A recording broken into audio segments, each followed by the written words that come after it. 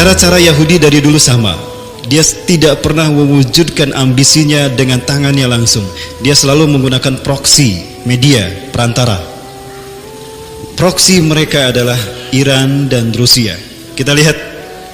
Ya, kita lihat Vladimir Putin menggalang kerjasama dengan siapa?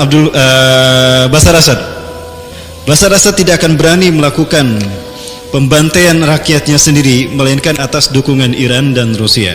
Fakta terjadi kan? Bagaimana rakyat Suriah dibantai bersama-sama oleh rezim Bashar Assad dengan Rusia. Klik. Kemudian Vladimir Putin juga mencari dukungan kepada Mesir. Vladimir Putin mengucapkan selamat atas kesuksesan Abdul Fattah As-Sisi, seorang Syiah, menggulingkan Ikhwanul Muslimin dengan menggulingkan Muhammad Mursi. Abdul Fattah As-Sisi, dia adalah seorang Syiah Zaidiyah yang kemudian berganti menjadi Syiah Rafidah. Kemudian dia pun tidak pernah melupakan jasa-jasa Israel dalam membantu Rusia mengalahkan kekuatan-kekuatan di Timur Tengah, menyampaikan tugas kepada partner mereka Iran, di mana Iran juga merupakan kepanjangan tangan dari Israel. Siapa mereka? Mereka inilah keturunan Ya'juj Ma'juj yang kata Rasulullah akan menimbulkan petaka bagi bangsa Arab. Saya yakin yang dimaksudkan Rasulullah SAW ketika bangun dari tidurnya dan mengatakan wailun lil arabi min syarrin qad iqtaraba, kecelakaan akan menimpa bangsa Arab karena keburukan yang telah mendekat kepada mereka. Futihal yauma min radbil Ya'juj wa Ma'juj mislahati, telah terbuka lubang Ya'juj Ma'juj seperti ini. Pembukaan bagi petaka Ya'juj Ma'juj menimpa Arab dibuka oleh mereka-mereka inilah. Dan untuk mewujudkan ini di wilayah Asia, maka Iran melakukan kerjasama dengan pemimpin tertinggi di negara Asia, salah satu negara terkuat Asia. Siapa dia? Klik. Ini dia. Ya, Iran bersama-sama dengan rezim di tanah air ini akan membangun peradaban dunia. Jangan salah Bapak sekalian, inilah langkah-langkah menuju perang dunia ketiga. Inilah langkah-langkah the New World Order. Maka pemicu terjadinya perang dunia ketiga adalah tekanan dari rezim yang zalim kepada negara, kepada rakyat yang mayoritas muslim, kepada umat Islam. Hal ini memicu munculnya resistensi dari rakyat yang beragama Islam menentang mereka. Di saat itu rakyat sadar kalau virus demokrasi ternyata adalah virus yang membahayakan bagi umat Islam, dan dia telah ditunggangi oleh rezim untuk semena-mena menekan dan membantai rakyatnya sendiri. Ini akan menjadi faktor terakhir yang memicu perang dunia ketiga. Saya bahas kenapa Suriah dikuasai secara cepat. Yang dikedepankan bisa siapa saja. Isunya bisa terorisme, isunya bisa ada fraksi-fraksi jihad di sana. Tapi sebetulnya intinya Suriah dihancurkan karena mereka yakin Nabi Isa tidak lama lagi akan turun di Aleppo. Ingat Rasulullah bersabda, "Taqarrabaz zamanu linuzuli Isa bin Maryam fikum." Ya, telah dekat turunnya waktu turunnya Isa bin Maryam di tengah-tengah kalian. Hakaman adlan, sebagai hakim yang adil. Fayaksirus soliba, beliau akan menghancurkan salib. Wayaktulul hingzira, beliau akan membunuh babi.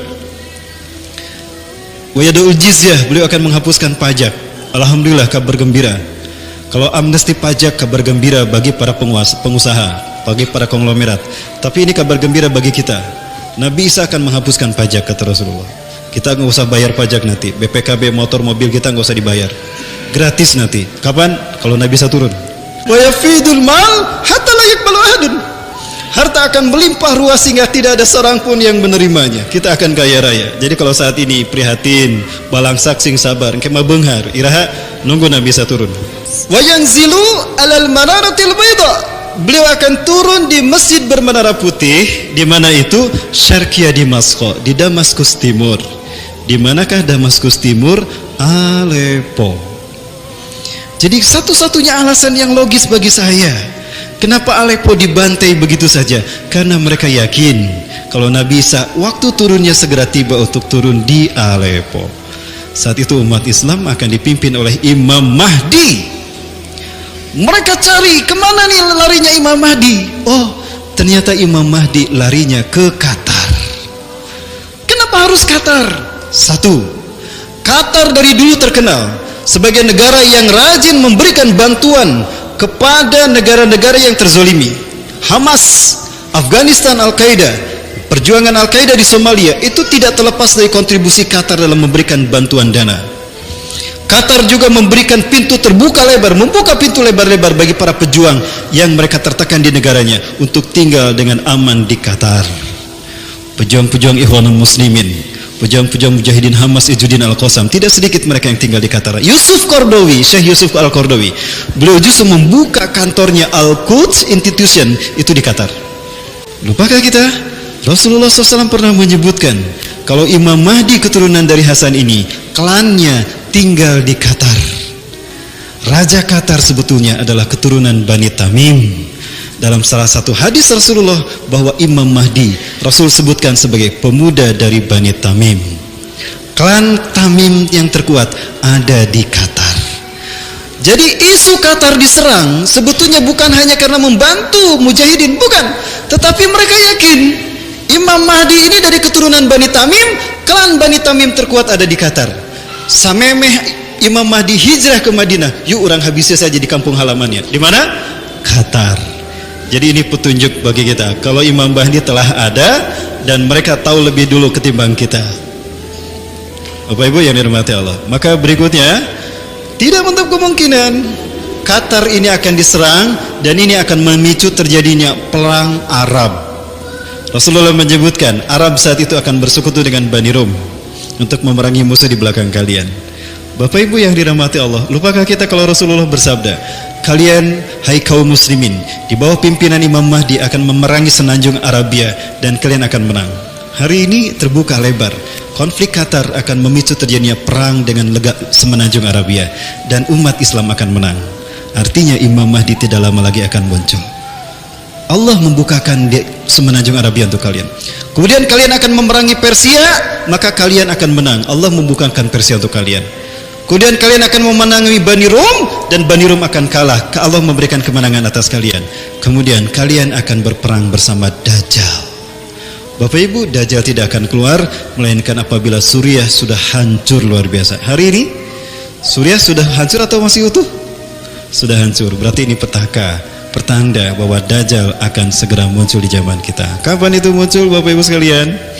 Ciri kalau Dajjal sudah muncul di tengah-tengah kita apabila kita mendengar satu, Madinah gempa 3 kali. Sudah mendengar belum Madinah gempa 3 kali? Belum, ya. Yang kedua, ciri kalau Dajjal ada di tengah-tengah kita, Raja Suriah akan mengirimkan pasukan untuk membunuh Imam Mahdi.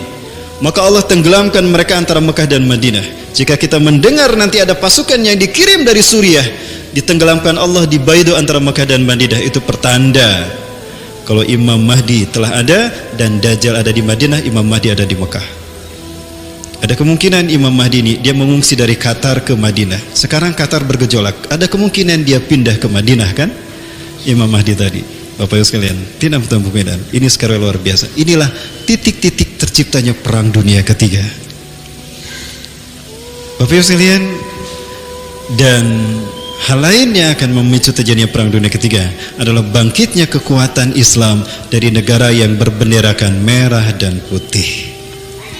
Itu juga kekuatan merah putih ini akan menjedot kekuatan perang dunia. Jangan salah, tidak akan sedikit nanti mereka yang datang ke Indonesia apabila Indonesia chaos. Beberapa mujahidin Timur Tengah berkata kepada saya, mereka mengatakan, ayuhal ikhwati muslimin al-Indonesia, intahdusul mahlaka fi biladikum fantaziru hudurana. Hai muslim Indonesia, jika perang terjadi di negara kalian, tunggulah kehadiran kami mujahidin seluruh dunia. Bapak sekalian, itu tidak lama lagi akan terjadi. Ingat, para ulama kita sudah dikebiri. Ini akan ada kemungkinan leluasa bagi rezim untuk makin menekan kita umat Islam. Aksi kita berikutnya akan lebih dahsyat dari aksi 212, 411 dan aksi-aksi yang lainnya.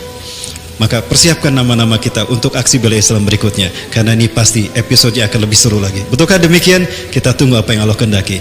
Selamat datang di Indonesia akhir zaman dan selamat datang di Perang Dunia Ketiga, Bapak Ibu sekalian.